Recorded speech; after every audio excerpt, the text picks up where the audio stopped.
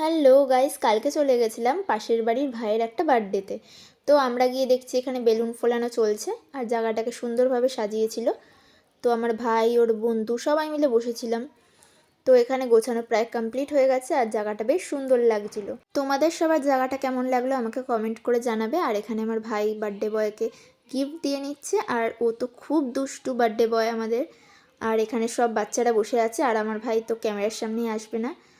তো এখানে আমরাও বসেছিলাম। আমাদের ওখানে আরেকটা পুচকে চলে এসেছিলো, ও খুবই কিউট ছিল আর খুবই দুষ্টু ছিল ও। তো ওর সাথেই খেলা করছিলাম। অবশেষে আমাদের বার্থডে বয় এখানে কেক কাটিং করছে।